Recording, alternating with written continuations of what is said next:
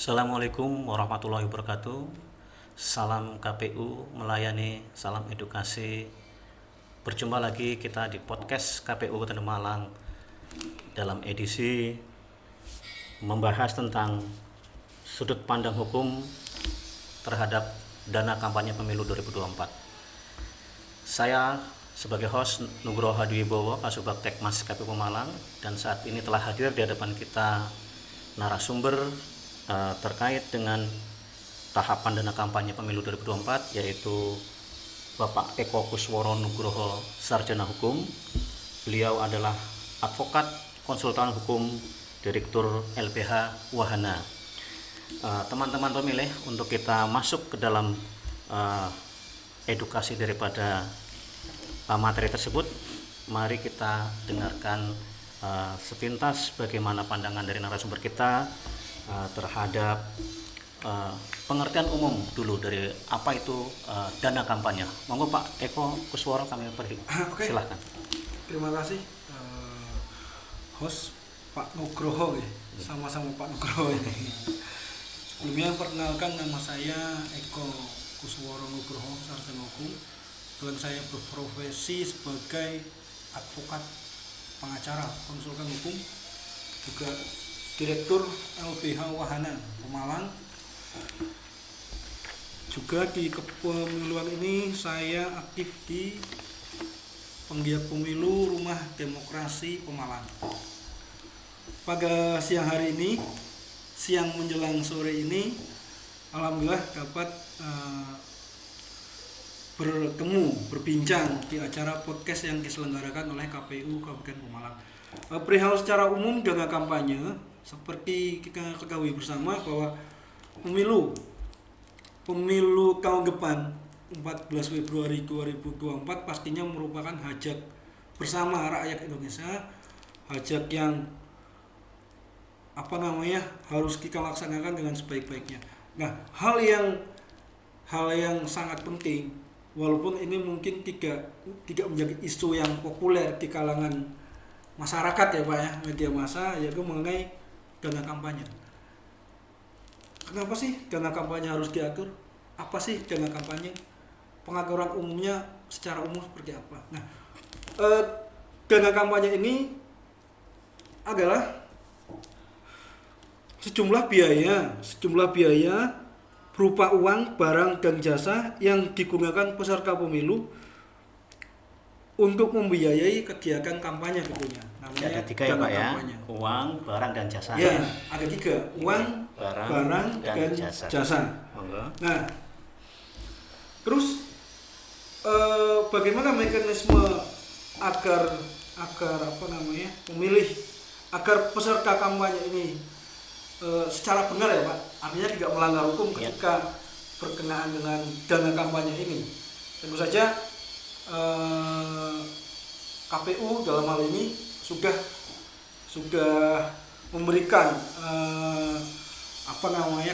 kerangka bagaimana cara mengelola dana kampanye, mekanisme caranya, ya, cara pelaporan, ya. Periodisasinya bagaimana, bentuknya seperti apa, pastinya sudah diatur. Karena di situ dana kampanye ini tentu saja secara umum ada tiga hal, Ya. Tiga hal yang dilaporkan ya Pak. Yang harus dilaporkan. Dalam hal ini KPU kan tentu saja kan bekerja sama dengan pihak lain ya, misalnya PPATK, akuntan publik, KAP, gitu ya. TAP, ya kan, pihak-pihak yang berkaitan dengan pelaporan dengan kampanye, audit. Ya. Nah, pertama yaitu laporan awal dana kampanye. Laporan awal dana kampanye ini tentu saja untuk tahapan ini saya kira sudah semua ya Pak, di Pemalang sudah Pak. Untuk tahapan pelaporannya nanti dimulai mulai 17 Desember. Oh nanti Ya, mulai ini masih periode awal. Periode awal belum ya berarti ya. Oke. Yang kedua, laporan penerimaan sumbangan dana kampanye LPSDK. Oke. Nah, yang terakhir nih, yang ketiga laporan penerimaan dan pengeluaran dana kampanye LPPPDK. Itu pasca pemungutan suara ya Pak ya. Oke. Itu saya lihat di ini peraturan itu kurang lebih di kisaran bulan akhir Februari Maret Ya. kurang lebih. Ya secara umum kurang lebih pembuka seperti itu Pak. Jadi rekan-rekan permisa, di sini disampaikan oleh narasumber kita bahwa bentuk dana kampanye itu ada 3, uang, barang, dan jasa. Iya. Dan apa saja yang dilaporkan oleh partai politik peserta pemilu 2024, laporan apa saja yang disampaikan, yaitu ada 3, LADK yaitu laporan awal dana kampanye, lalu LPSDK laporan pemberi sumbangan dana kampanye, dan yang terakhir kali adalah LPPDK yaitu laporan penerimaan dan pengeluaran dana kampanye. Begini Pak Eko, untuk keseluruhan daripada yang harus dilaporkan itu ada dasar hukumnya enggak Pak? Oh, kalau itu kurang lebihnya pasti diatur ya. Dalam hal ini ini di undang-undang sendiri diatur langsung ya. Undang-Undang Nomor 7 Tahun 2017 tentang Pemilu. Ketentuan mengenai dana kampanye pemilu diatur dalam pasal 325 sampai dengan pasal 339 di Undang-Undang Pemilu Undang-Undang Nomor 7 Tahun 2017. Di peraturan KPU sendiri sudah dibuat. Ini baru malah ya Pak, peraturan Ya. KPU nomor 18 Iya. tahun 2023 tentang dana kampanye pemilihan umum. Baru kurang lebih bulan Oktober apa kalau nggak salah dibuat peraturannya. Nah, sebelumnya kan diperbarui lagi Ya. untuk pemilu tahun 2024. Kurang lebihnya kegiatan kampanye pemilu didanai dan menjadi tanggung jawab peserta pemilu untuk mewujudkan prinsip kepastian hukum, akuntabel dan transparan, wajib dicatat dalam pembukuan dan dilakukan pelaporan dana kampanye. Berarti tujuan dana kampanye ini pertama prinsip kepastian hukum, akuntabel, pertanggungjawaban publik dan transparan, artinya terbuka. Dana kampanye ini kan riskan sekali ya Pak. Ya. Tentu saja kan ada batasan segala macam. Nanti kita bahas di selanjutnya. Dan beberapa pedoman teknis yang telah dibuat oleh KPU pastinya mengenai pembukaan, penutupan rekening, pelaporan dan pelaksanaan audit laporan.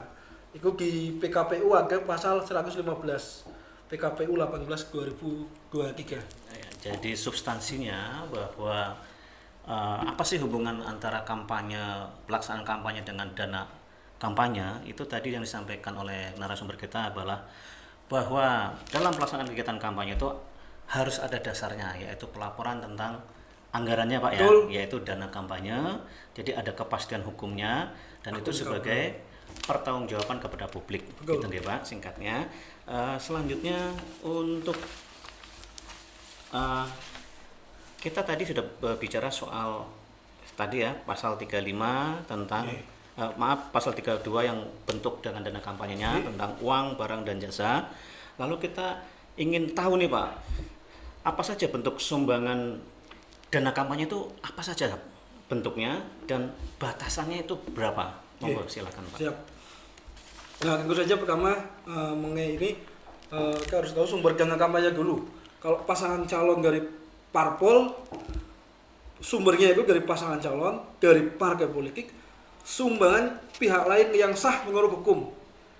Itu kalau dari pasangan calon dan dari parpol, partai politik. Yang kedua mengenai dari pasangan calon perseorangan. Itu dana kampanye berasal dari pasangan calon sendiri dan sumbangan pihak lain yang sah menurut hukum. Artinya tidak dana itu berasal dari yang tidak sah menurut hukum, misalnya perjudian, taruhan, botohan. Yang dilarang Pak ya. Yang dilarang, artinya tidak melanggar hukum. Tidak melanggar Itu hukum. harus berdasarkan dengan legal menurut hukumnya legal. Nah, mengenai tadi yang disampaikan di awal bahwa itu dapat berupa uang, barang dan jasa. Kalau misalnya kayak uang sendiri tentu saja diatur ya Pak, batasan dana kampanye sendiri diatur. Misalnya untuk presiden dan wapres, partai politik dan DPD, Dewan Perwakilan Daerah. Ini yang di pemilu itu agak kurang populer gaungnya ya. Gaungnya lebih banyak ke pilpres sama pileg kalau di masyarakat. Padahal ada satu lagi DPD. Nah, Sumber dari peserta pemilu di sini dikatakan tidak terbatas, artinya kalau dari mereka sendiri tidak ada batasannya Pak. Ya. Berarti tergantung masing-masing kemampuan finansial masing-masing. Nah, terus kalau misalnya dari dana kampanye itu kan dari sumbangan boleh pihak lain itu dari perseorangan, dari kelompok, dari perusahaan atau badan usaha non pemerintah. Nah, berarti ini perlu digarisbawahi perusahaan atau badan usaha non pemerintah. Artinya bukan pemerintah tidak, badan usaha pemerintah tidak boleh menyumbang, tidak boleh. Artinya swasta. Nah, kalau perseorangan ada batasannya itu maksimal 2,5 miliar Pak. Berdasarkan pasal 8 ayat 1 PKPU nomor 18 2023. Kalau perseorangan ini. Nah, kalau misalnya untuk kayak kelompok kurang lebih 25 miliar PKPU juga, dan untuk perusahaan badan usaha non pemerintah yang bantu itu maksimal 25 miliar. Itu Pak, kurang lebih. Kalau untuk presiden dan wapres ini Pak. Tapi untuk parpol kurang lebih sama 2,5 miliar perseorangan. Kelompok itu 25 miliar. Untuk perusahaan 25 miliar sama. Untuk DPD kalau perseorangan maksimal 750 juta. Kalau kelompok 1,5 miliar. Kalau untuk perusahaan 1,5 miliar sama, kurang lebihnya itu. Nah, kalau misalnya dalam bentuk uang, barang dan jasa, kalau barang seperti apa? Barang biasanya kan dalam bentuk akan ada orang yang bilang alat peraga ya Pak ya. Berupa barangnya, alat barang atau mungkin kaos atau mungkin stiker segala macam, walaupun KPU sendiri sudah memfasilitasi ya Pak.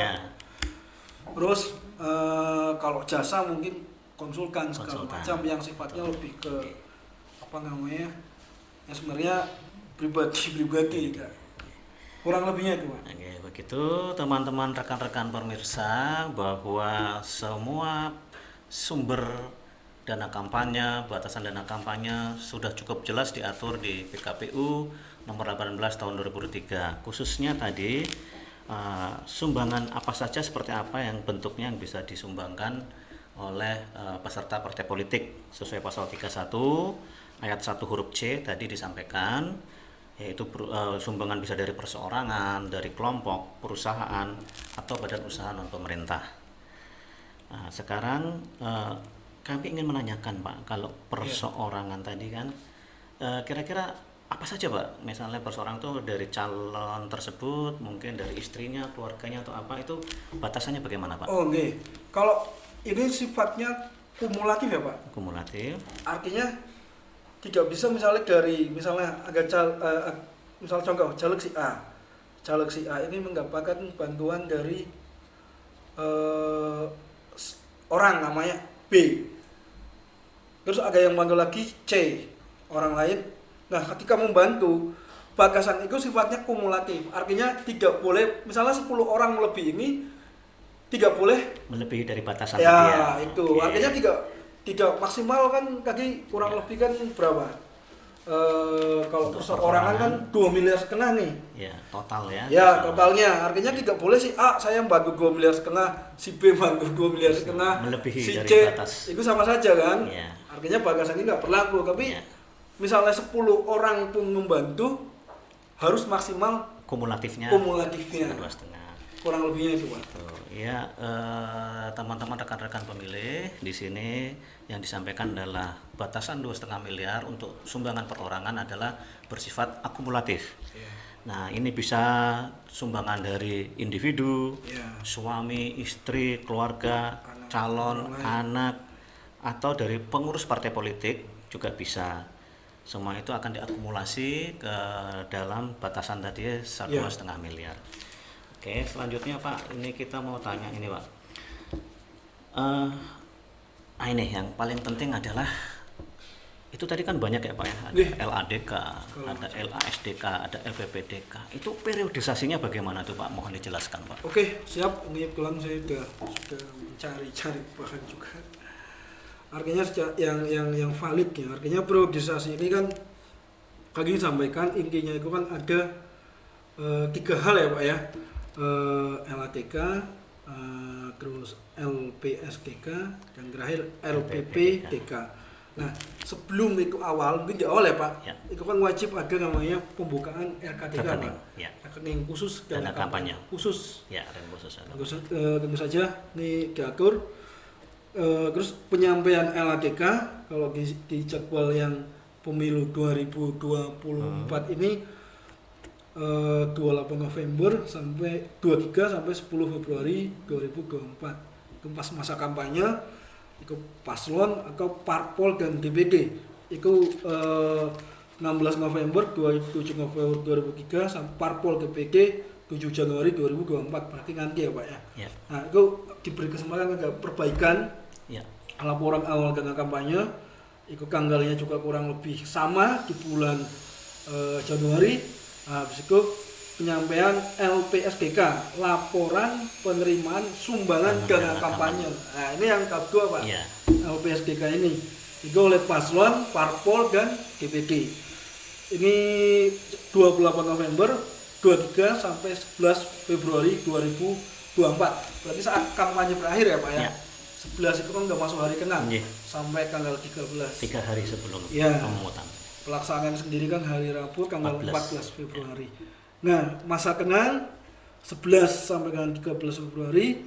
Habis itu ada penyampaian LPPDK ke KP. KAP. Ya, LPPDK ini laporan penerimaan pengeluaran dana kampanye. Artinya mereka sudah selesai Keseluruhan. harus Ya.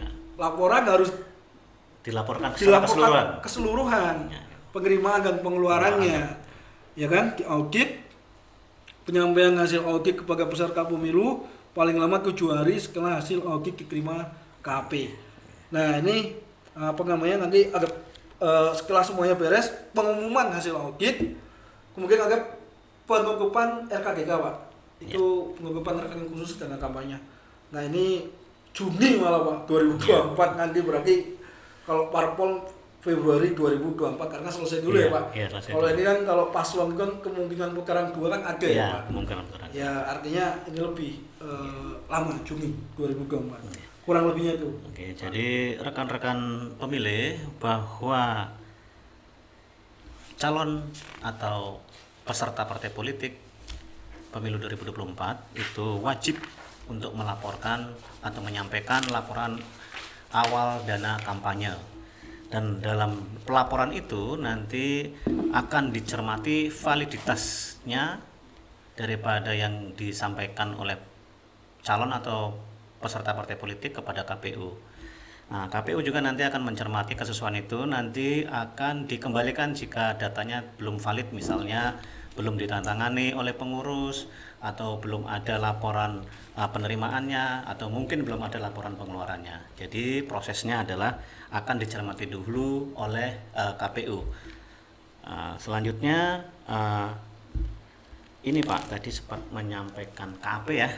KAP itu nanti akan mengaudit ya sebagai audit betul. ya, audit Kantor akuntan publik. publiknya ya. Sekarang sebelum ke pemeriksaan oleh KAP Pak, berarti kan nanti ada publikasi. Itu ada tahapan itu ya untuk publik atau masyarakat untuk melihat itu ya Pak. Ya, ada. Tahapan akan Biasanya masyarakat. Nah, ya, coba dijelaskan Pak. website. Iya betul Pak. Itu gini. Itu semuanya proses itu semuanya itu di era sekarang ini, era demokrasi yang transparan, akuntabel, pertanggungjawaban publik, semuanya itu transparan Pak, bisa dilihat siapapun bahasanya. Ya. Itu di website KPU pastinya ada Pak, mengenai segala macam. Nah, ketika masyarakat ada yang menemukan sekiranya pelanggaran mengenai dana kampanye pemilu, pastinya boleh untuk ikut aktif melaporkan. Nah, di sini masuk dalam tanggapan masyarakat. Di sini masyarakat dan pemantau pemilu yang telah terakreditasi oleh Bawaslu, Bawaslu Provinsi atau Bawaslu Kabupaten Kota dapat berperan serta mengawasi pelaporan dana kampanye. Peran serta masyarakat secara umum dapat disampaikan langsung juga kepada KPU, KPU Provinsi, KPU Kabupaten Kota, dan atau melalui laman resmi KPU website di sini ya Pak. menerangkan bahwa mungkin ada indikasi terjadinya pelanggaran sesuai dengan ketentuan peraturan perundang-undangan yang tentang pemilu. Misalnya jalur si A ini dapat sumbangan dari si B besar sekali. Ternyata tentu saja laporan harus disertai bukti, Pak. Atau mungkin ya, saksi yang diterima tidak dilaporkan semuanya. Betul. Atau mungkin loh ini kok di website ini kok laporannya cuman dia dapat kasih dapat dana kampanye 100 juta. Iya. Padahal kenyataannya beliau dapat kayaknya kok kampanyenya luar biasa sekali, Pak. Nah, itu kan patut dicurigai. Tidak realistis itu ya. ya. Tidak realistis dana kampanye 100 juta bisa ini bisa mengangkat ini itu kampanye ini. Masyarakat boleh untuk ikut melaporkan. Nah, kalau di website KPU sendiri sudah ada, Pak, tanggapan masyarakat menggunakan formulir model tanggapan masyarakat DAKAM. DAKAM ini kurang tahu nih saya, ini dari sananya. Sekarang si KDK, Pak. Oh, namanya si KDK sekarang. Oh, ini yang dulu berarti informasi ya. dana kampanye. Oh iya, berarti sekarang saya sudah diupdate menjadi sistem informasi kampanye dan dana kampanye. Si KDK. Nah, laporan masyarakat ini bagaimana biar melaporkan secara benar? Harus menyertakan identitas kependudukan pelapor yang benar, dalam hal ini KTP, bukti yang saya sampaikan tadi, memperkuat adanya laporan itu, misalnya buktinya apa, atau foto, atau dokumen, atau kwitansi pembelian, atau apa segala macam yang mengarah bahwa misalnya peserta pemilu si A melanggar. Terus yang ketiga, uraian mengenai penjelasan objek masalah yang dilaporkan itu apa, kronologisnya, Pak. Kurang lebihnya itu. Ini disampaikan melalui laman info pemilu ke KPU. Teman-teman pemilih perlu kami informasikan juga, saat ini di pemilu 2024 kita selain secara manual oleh partai politik melaporkan kepada KPU dan akan diaudit oleh KAP, itu KPU mempunyai sistem informasi, yaitu sistem informasi SIKADK atau sistem informasi kampanye dan dana kampanye. Yang disampaikan oleh narasumber kita tadi adalah benar bahwa nanti seluruh pelaporan barang, jasa ataupun bentuk uang nanti harus dilaporkan bentuk realnya, misalnya kwitansi atau bantuan kupon yang bisa parameternya adalah bisa diukur dengan uang, misalnya barang, misalnya uang bantuan misalnya BBM segala macam bisa diparameterkan dengan nilai uang yang ada sekarang dan harga yang ada sekarang. Kurang lebih itu teman-teman pemirsa. Selain manual, kita juga ada SIKADK yang akan membantu partai politik untuk melaksanakan program kampanyenya dan pelaporan dana kampanyenya. Pak Eko, untuk yang terakhir ini kami ingin menanyakan, jika calon atau peserta pemilu ini tidak patuh terhadap periodisasi pelaporan, itu dampak hukumnya bagaimana? Ini pertanyaan yang sangat penting. Pastinya tiap undang-undang peraturan ketika tidak dijalankan ada sanksinya, ya Pak. Sanksinya di sini sanksi terkait pelanggaran dana kampanye pemilu pada prinsipnya ada pembatalan, Pak. Ketika dia tidak melaporkan atau melaporkan tidak benar, itu ketika misalnya diteliti ternyata oh ya tidak benar dari hasil klarifikasi dan segala macam, itu sanksi yang paling ini pembatalan, Pak. Ketika misalnya gini, misalnya dia anggota DPRD, ya kalau tidak melaporkan itu secara benar, ini juga klarifikasi dan fix tidak benar, dia bisa tidak dilantik, Pak. Tidak dilantik. Atau mungkin dia dibatalkan, ya Pak, ya? Sebagai bahasa hukumnya dibatalkan, Pak, sebagai calon. Itu bisa. Pemilu, ya? Dibatalkan. Nah, ini kan aturan sanksi ini mengenai pembatalan di Undang-Undang Nomor 7 Tahun 2017 juga ada itu pasal 338 ayat 1. Partai politik yang tidak menyampaikan LADK dikenai sanksi berupa pembatalan peserta pemilu pada wilayah yang bersangkutan. Undang-Undang Nomor 7 Tahun 338 ayat 2 juga untuk calon DPD yang tidak menyampaikan LADK dikenai sanksi berupa pembatalan sebagai peserta pemilu kalau LADK ya Pak. Yang ketiga juga sama untuk partai politik tingkat pusat, provinsi dan kabupaten kota yang tidak menyampaikan LPPDK berarti nanti akhir ya Pak ya. Kepada KAP dikenai sanksi berupa tidak ditetapkannya calon anggota DPR, DPRD provinsi dan DPRD kabupaten kota menjadi calon terpilih. Kalau LADK kan kalau nggak ngasih karena masih di awal bisa dibatalkan. Tapi kalau LPPDK kan terakhir Pak, bisa juga hasilnya sudah ada, dia secara bahasanya de facto nggak terpilih lah. Lihat dari angkanya segala macam. Tapi kalau laporan gagal kampanye ini tidak beres, salah atau udah terverifikasi tidak valid, itu walaupun dia menang bahasanya bisa tidak dilantik, bisa dibatalkan sebagai peserta pemilu, sebagai peserta calon pemilu terpilih gitu ya.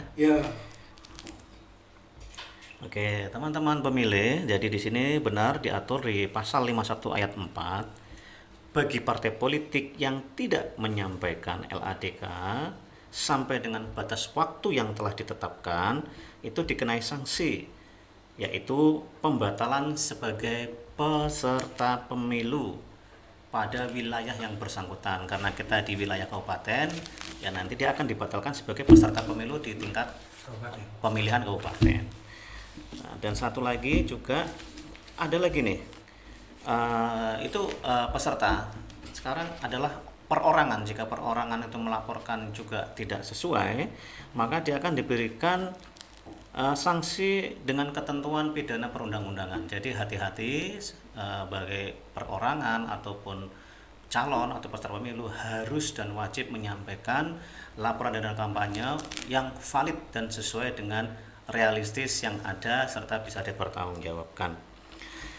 Selanjutnya juga untuk yang terakhir adalah jika terjadi seperti itu nanti KPU akan melakukan klarifikasi terhadap kejadian tersebut serta nanti akan diputuskan dalam rapat pleno. Jika memang bersalah nanti akan dibuatkan surat keputusan. Jadi jangan khawatir teman-teman pemilih bahwa hubungan antara pelaksanaan kegiatan kampanye dan laporan dana kampanye itu sudah sangat detail diatur di dalam peraturan Komisi Pemilihan Umum, baik dari dampak hukumnya, sanksinya, serta larangannya. Oke Pak Eko, ini kita sudah cukup banyak membahas. Mudah-mudahan rekan-rekan pemilih yang setia untuk mengikuti podcast KPU Malang mendapatkan banyak edukasi. Nah, untuk akhir kita ini, sesi akhir, kami mohon closing statement-nya dari Pak Eko. Silahkan. Terima kasih. Pada prinsipnya dalam pemilu 2024 ini adalah pemilu yang mempunyai tujuan untuk masa depan bangsa. Artinya prosesnya juga harus baik ya Pak, termasuk dalam hal laporan dana kampanye. Laporan dana kampanyenya baik, kegiatan-kegiatan kepemiluannya juga harus baik, dan insya Allah akan melahirkan output yang baik. Hal yang diawali dari yang baik insya Allah akan melahirkan hal yang baik juga. Makanya bagi tadi yang disampaikan kayak peserta pemilu, baik itu DPD, caleg, parpol, pasangan presiden, wakil presiden, pastinya akan memenuhi aturan mengenai dana kampanye ini. Saya yakin sudah akan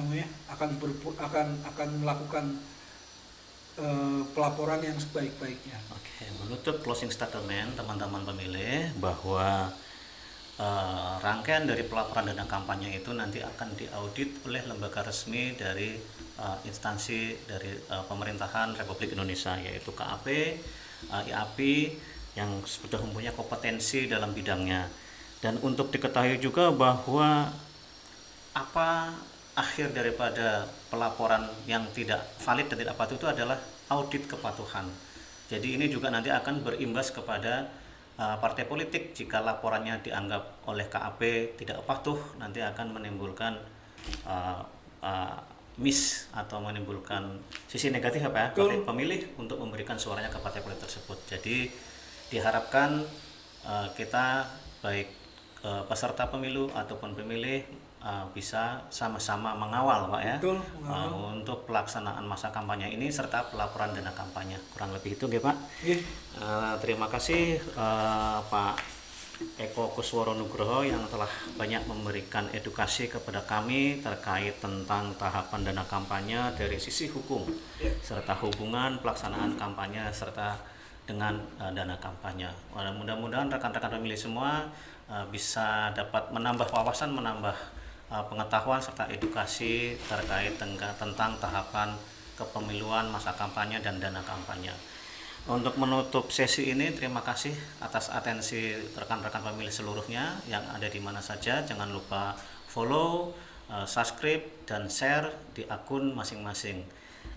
Podcast KPU Tanjung Malang tetap akan menampilkan sesi-sesi yang lebih menarik dan lebih edukasi kepada masyarakat, publik, dan teman-teman pemilih pada edisi episode selanjutnya. Terima kasih, mohon maaf atas segala sesuatu yang tidak berkenan dari kami. Kami tutup dengan wassalamualaikum warahmatullahi wabarakatuh. Waalaikumsalam warahmatullahi wabarakatuh.